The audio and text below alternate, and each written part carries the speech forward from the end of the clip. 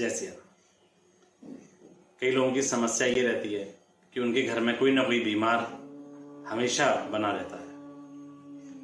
बीमारी घर से जाने का नाम नहीं लेती, दवाइयां इकट्ठी होती जा रही हैं, फिर भी शरीर को नहीं लग रही। या फिर इंसान एक बार ठीक हो जाता है, कुछ दिनों बाद फिर दूसरी बीमारी उसे जकड़ लेती है। या कई बीमारी ऐसी होती हैं जो बढ़ते बढ़ते असाध्य रोग में तब्दील हो जाती है। इस समस्या के लिए क्या करें? सबसे पहले हमें यह जानना जरूरी है कि उसके कारण क्या है। इसके कई कारण हो सकते हैं। हमारे घर का वास्तु दोष भी हो सकता है, जन्म पत्रिका में भी कोई दोष हो सकता है, और भी कई कारण इसके हो सकते हैं। आज मैं आपको इसके बारे में कुछ समाधान बताऊंगा, जिससे आप इस बीमारी को पकड़ भी सकते हैं, इसकी वजह को पकड़ सकते हैं और इसका कोई आप समाधान ढूंढ सकते हैं। लेकिन इससे पहले मेरा आपसे अनुरोध है, यदि आपने मेरे इस चैनल को सब्सक्राइब नहीं किया है तो आप इसे सब्सक्राइब कर दें, बेल आइकन को प्रेस करें, जिससे मेरे आने वाले वीडियोस का नोटिफिकेशन आपको मिल जाए। सबसे पहले घर में कोई भी रोगी है उसको डॉक्टर को दिखाएं। डॉक्टर से आप परामर्श लें और साथ ही जो मैं आपको उपाय बता रहा हूं वो भी आप करते रहें।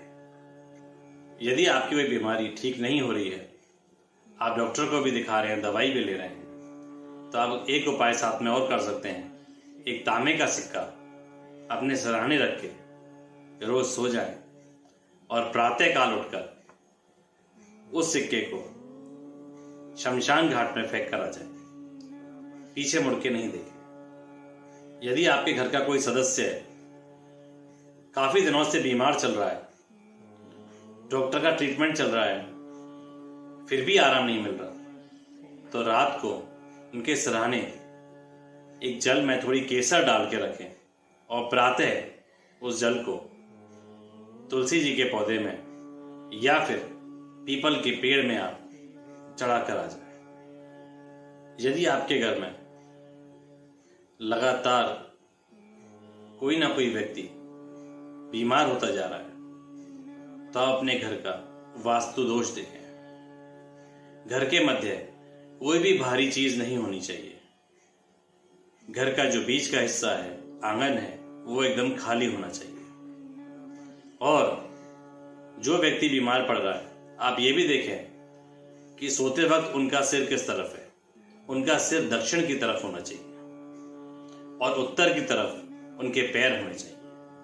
और जो घर का मुख्य द्वार है उसको भी देखें, यदि वह दक्षिण की तरफ खुल रहा है तो वहां पर पंचमुखी हनुमान जी की फोटो जरूर लगाएं। पूर्णिमा के दिन आप शिव मंदिर में जाएं और शिव जी से अपने घर के सदस्य जो बीमार हैं उनके जल्दी स्वास्थ्य लाभ की प्रार्थना करें और रोगी व्यक्ति के हाथ से टच करवा के कुछ सिक्के ले आए और वो वहां पर मंदिर में गरीब बच्चे जो होते हैं पास में उनको आप दे दें। साथ ही मिठाई आप बांट सकते हैं, फल बांट सकते हैं और आप किसी अस्पताल में किसी जरूरतमंद को फल दान करें। इससे भी रोगी व्यक्ति जल्दी ही ठीक होने लगेगा और दवाइयां असर करने लगेंगी।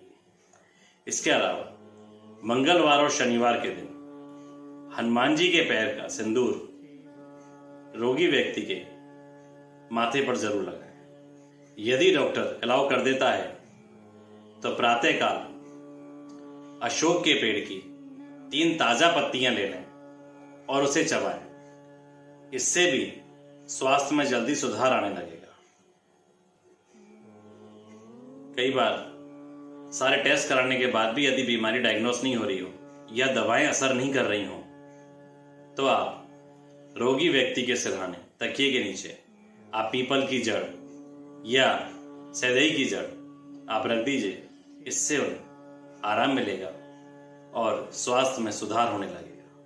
कई प्राचीन शास्त्रों के हिसाब से तो यदि व्यक्ति की बीमारी ठीक नहीं हो रही हो तो उसके सिरहाने आप रूबी रख दें, उससे भी आराम मिलने लग जाता है। यदि आपको लगता है किसी बाहरी व्यक्ति की वजह से आपके घर से बीमारी जाने का नाम नहीं ले रही है, तो आप प्रातःकाल सूर्योदय के समय स्नान करके आधा किलो कच्चा दूध ले लें, उसमें 9 बूंद शहद की और 10 बूंद गंगा जल की डालें, अपने पूरे घर में उसका छिड़काव कर दें और बचा हुआ दूध अपने मेन गेट के बाहर डाल दें और साथ ही यह जाप करें, संकट कटे मिटे सब पीरा, जो सुमरे हनुमत बलबीरा। ये 21 दिन तक लगातार करें, आपकी ये परेशानी दूर हो जाएगी। इसके अलावा आप घर में गौमूत्र का भी छिड़काव कर सकते हैं या पोछे में इस्तेमाल कर सकते हैं। जब जन्मपत्री में बुध और राहु एक साथ होते हैं या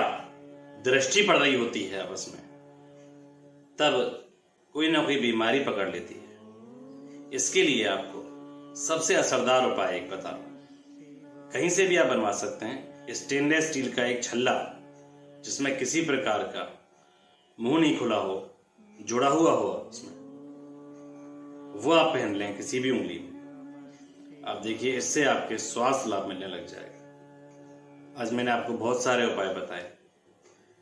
आपको फिर भी किसी भी प्रकार की कोई भी शंका हो, कोई भी परेशानी हो, आप ऊपर दिए हुए नंबर पर कॉल या व्हाट्सएप के माध्यम से संपर्क कर सकते हैं या नीचे दिए हुए डिस्क्रिप्शन में वेबसाइट के माध्यम से भी आप मुझसे संपर्क कर सकते हैं। जय सिया राम।